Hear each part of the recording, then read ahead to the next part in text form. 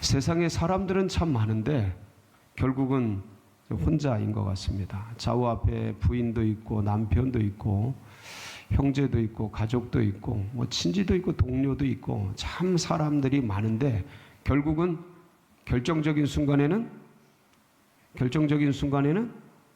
혼자 가게 됩니다. 더군다나 이렇게 외로운 인생길에 그 현대의 그 보면 주변이 전부 콘크리트, 아스팔트 이런 어떤 삭막한 그런 환경 속에서 컴퓨터와 인터넷, 휴대폰, AI 등 이 차가운 기계 문명 이런 것들이 엄습해 들어오고 코로나19 이런 팬데믹 이런 것들이 느닷없이 생겨나면서 이제는 노터치 그 다음에 무관심 이런 것들이 보편화되면서 각자 도생 알아서 홀로 개인적으로 그렇게 살아가는 문화 어떤 사회적 분위기가 아주 팽배하게 되었습니다. 그러니까 참 광야 같죠. 삭막하고 인생이 쓸쓸하고 그래서 이제 홀로 가는 이 길인데 그런데 이런 외로운 인생길에 누군가가 나를 생각해 준다. 그러면은 여러분 이게 참 따뜻한 일입니다. 예, 지금 따뜻한 히터를 껐는데 예, 이게 누군가가 나를 생각해 준다라는 것은 참 감동적이고 고맙고 감사한 일이 아닐 수가 없습니다. 여러분 오늘 이제 말씀에 보면 하나님이 누구를 생각해요? 아브라함을 생각해 줍니다. 그러니까 한 사람이 사람을 누군가를 생각만 해줘도 이게 고맙고 감사한 일인데 하나님이 사람을 생각해 주신다. 이건 정말 감격스러운 일이죠. 이게 느껴지면 눈물 나죠. 외로운 인생길에 가슴 벅찬 일입니다. 오늘은 그러면 주님께서 왜 아브라함을 생각하셨는지 그 부분에 대해서 이제 같이 말씀을 상고하고 그러면서 이제 중보기도라는 내용이 나오게 됩니다. 이 중보기도의 어떤 의미 그런 걸 우리가 되새김질하면서 다시 한번 이 가을에 우리가 중보기도에 두 손을 모으기로 다짐하는 그런 은혜로운 시간이 되시기를 축복합니다. 여러분 아브라함은요 갈대아 우르 지금의 이라크 지역이죠. 이라크 지역 그 메소포타미아 있는 거기가 이제 고향입니다. 이 아브라함의 아버지는 데라입니다. 데라는 세 아들을 낳습니다. 아브라함이 장자고요.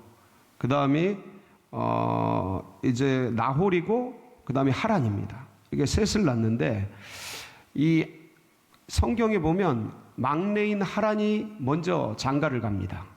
먼저 장가를 가서 아들을 하나 낳는데 그게 롯이에요. 롯이라는 아들을 낳는데 불행하게도 이 데라의 아들 이 하란이 막내 아들이 롯을 낳고 일찍 죽습니다. 일찍 죽어요. 그러니까 부모보다 먼저 죽는 거죠. 아마 데라의 가슴이 많이 아팠을 텐데. 근데 이제 이 당시에 아브라함은 사례였는데 사라랑 결혼을 했는데 뭐가 없었어요? 자녀가 없어요. 자녀가.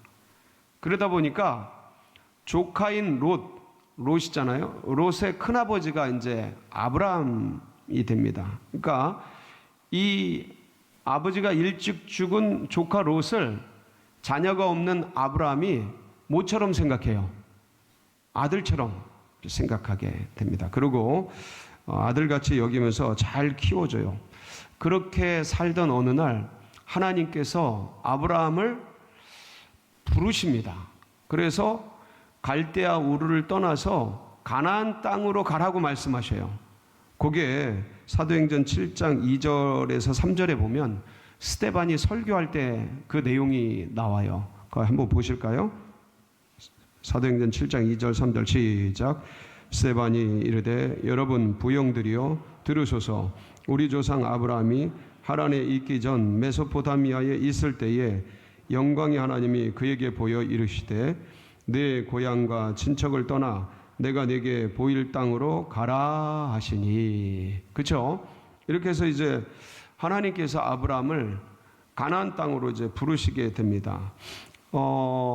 근데 이때 아브라함이 자기 가족만 떠난 게 아니고 누굴 데리고 가요? 아들 같은 롯을 데리고 갑니다. 근데 갈대아 우르에서 가나안까지 수천 킬로예요.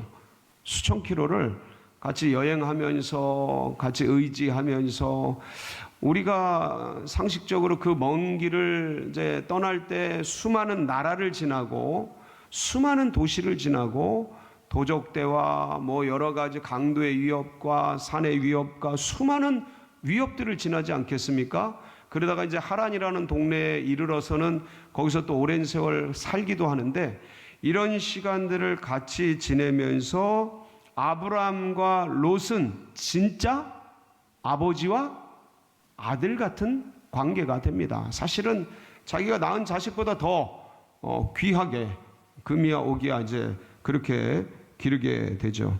이렇게 우여곡절 끝에 갈대아 우르를 떠나서 가나안 땅에 이제 정착하게 됩니다. 이때 오늘 말씀 본문이 이제 같이 읽었는데 요 당시에는 아브라함이 어디에 살았냐면은 마므레 상수리 나무 근처라고 하는 헤브론 땅에 살게 됩니다. 이 헤브론 땅은 해발 910m, 930m인가 그래요. 900m가 넘는 높은 고지대예요. 평창 지역이 700m거든요.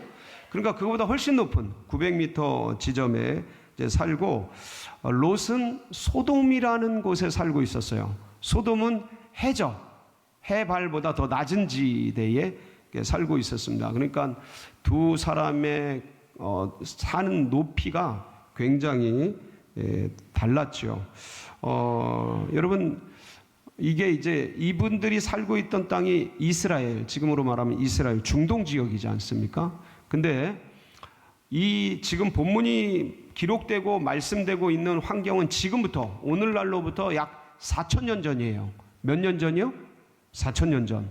그러니까 중동 지역은 가뜩이나 사람이 없어요. 근데 지금으로부터 4,000년 전이니까 사람이 희귀하겠죠. 희귀하다 보니까 이제 사람들이 지나가는 것들을 초대해서 음식 대접하는 것들이 당시의 어떤 매너, 예의, 어떤 전통 그런 거였어요.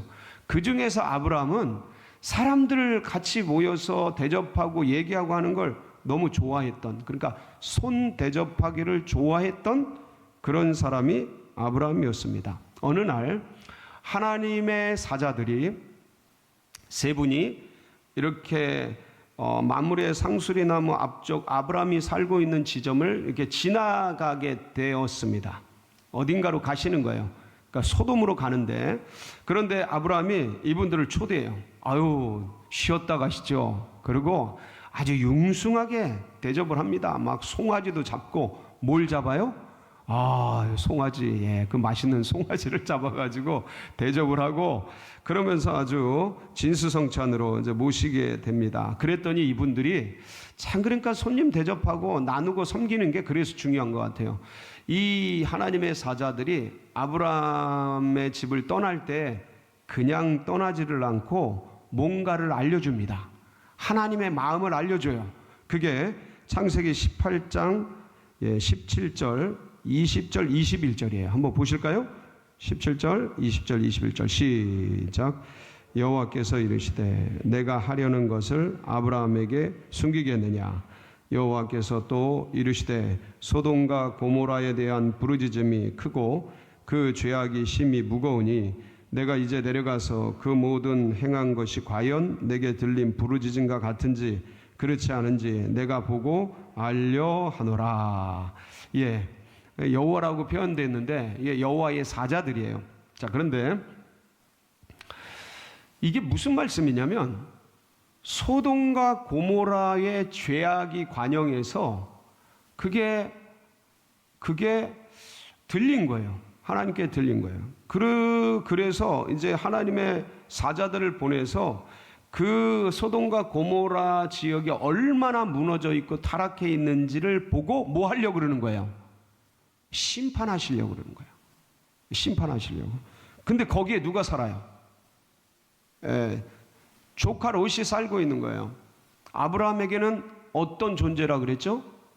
자식보다 더, 친아들보다 더 귀한 조카 롯이 거기 살고 있는 거예요. 그러니까 소돔과 고모라를 하나님이 심판하시련다 하신다는 얘기를 듣고 나서 이 사실을 미리 알게 된 아브라함은 가만히 있을 수가 없었던 거예요. 주님 앞에. 그래서 그 소돔 땅에 살고 있는 롯이 심판받을 때 결국 어떻게 되는 거예요? 그렇게 심판받고 사망하게 되겠죠. 그런 일들을 그냥 냅둘 수는 없는 거예요. 근데 문제는요, 이렇게 무너져 있는 소돔과 고모라 타락해서 향락과 무너져 있는데 조카 롯은 거기서 살면서 정작 이 롯은 이 사실 속에 물들어 있었어요. 그러니까 이 소돔 고모라의 그 도시의 향락과 쾌락과 일락 가운데 물들어 있었던 거예요. 그러니까 이게 그리스도인들이 어디서 사느냐도 굉장히 중요합니다. 가능하면 좀 이런 어떤 향락적이고 쾌락적인 그런 데보다는 좀 더 조용하고 좀 경건한 지역에 사는 게 유리해요, 영성에. 왜냐하면 베드로후서 2장 6절에서 8절 말씀을 보면 이때 당시에 롯, 조카 롯의 영적 상태가 기록이 되어 있습니다. 한번 보실까요? 베드로후서 2장 6절로 8절 시작.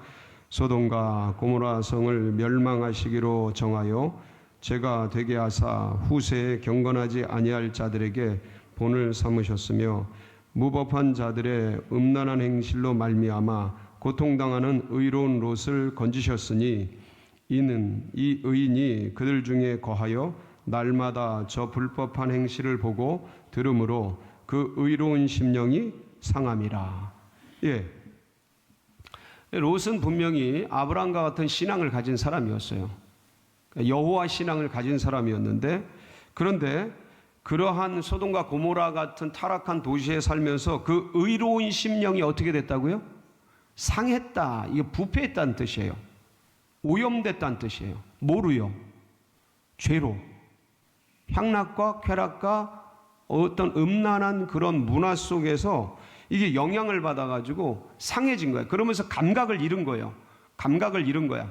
그러니까 그런 데를 빨리 어떻게 해야 돼요? 원래는 빨리 떠나야 돼요. 여러분 이제 창세기 성경을 보면 이 소돔과 고모라 성에 북쪽에서 군대가 내려와가지고 파괴를 해가지고 이 소돔에 살던 이 롯을 포로로 끌고 가게 됩니다. 재산을 전부. 근데 그거를 아브라함이 결사대를 조직해가지고 가가지고 구해내요. 그러니까 이제 소돔성에 전쟁이 일어나고 소돔성이 부패하고 소돔성에 이런 위험이 있었던 것을 사실은 전쟁을 통해서 미리 알려주셨어요. 그러면 돌아왔으면 빨리 그 성을 어떻게 해야 돼요? 떠났어야 되는데 또 살고 있는 거예요. 그러면서 뭐가 상한 거예요?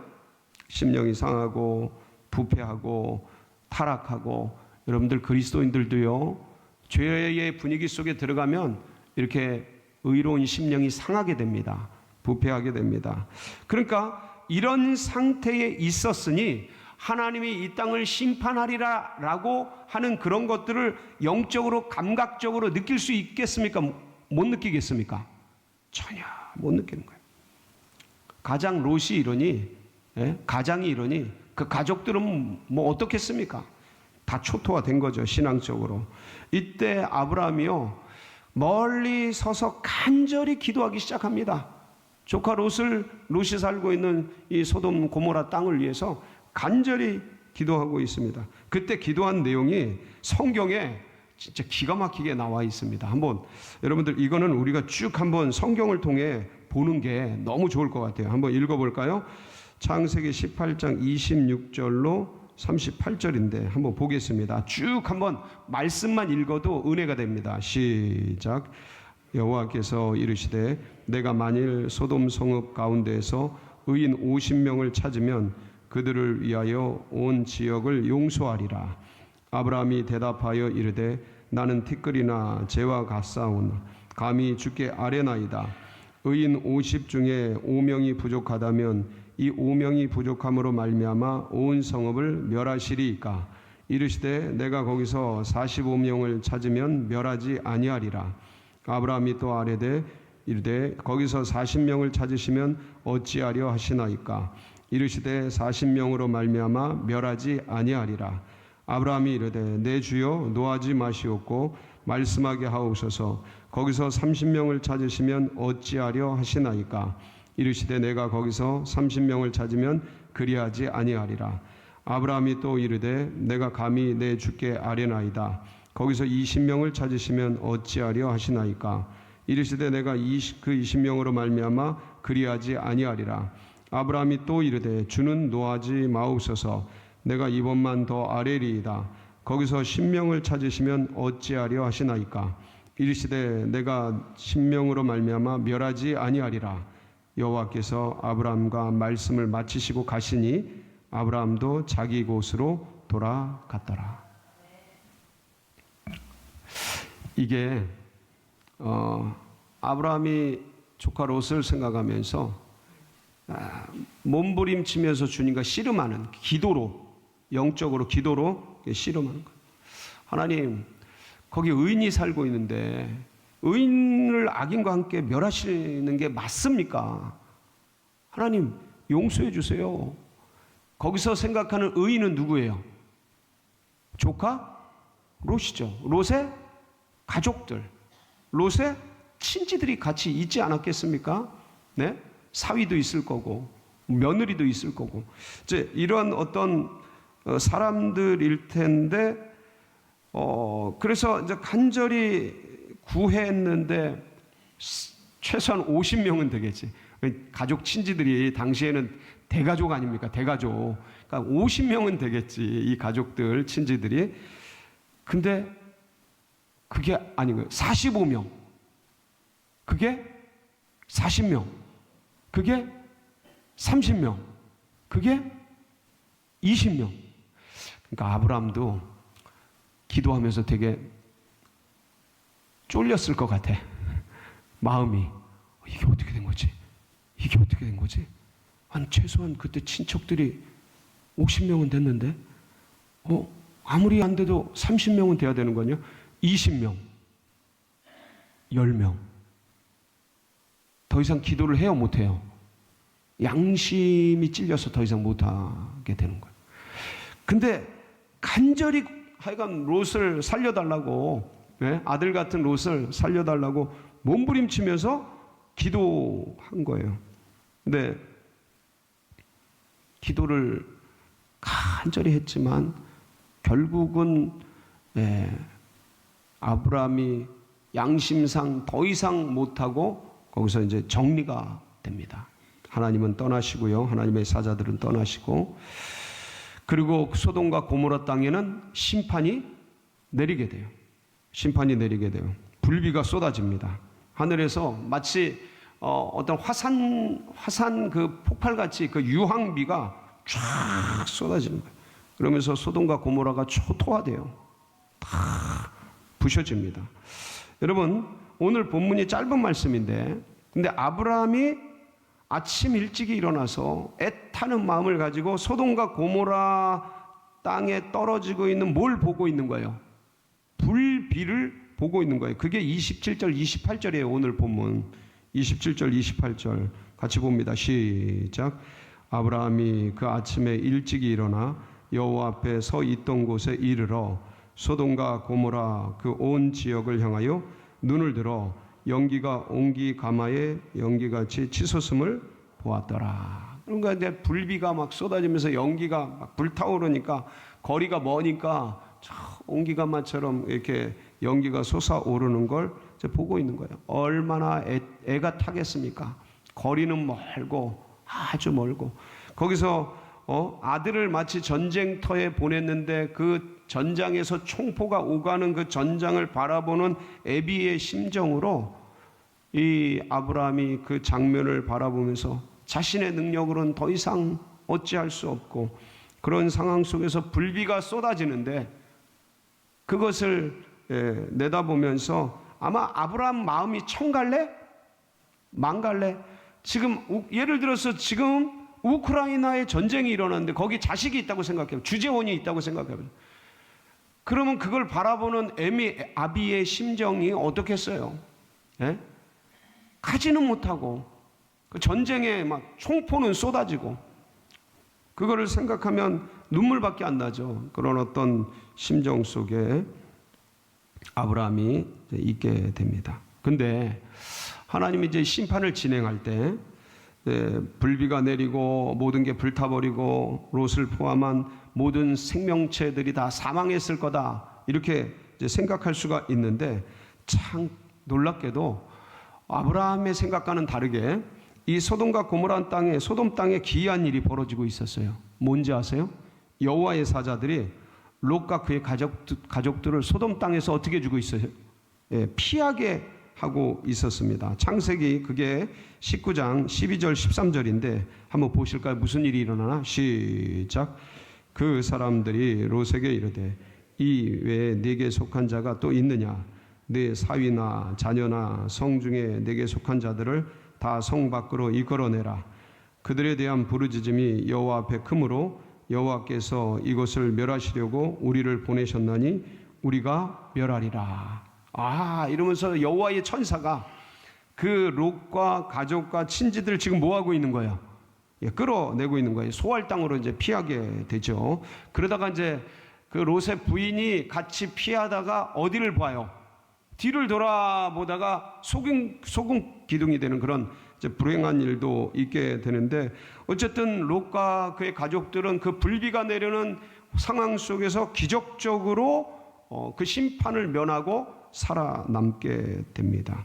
그런데 이제 오늘 본문 말씀과 같이 바로 이 일들이 일어난 것은 왜 일어난 거예요?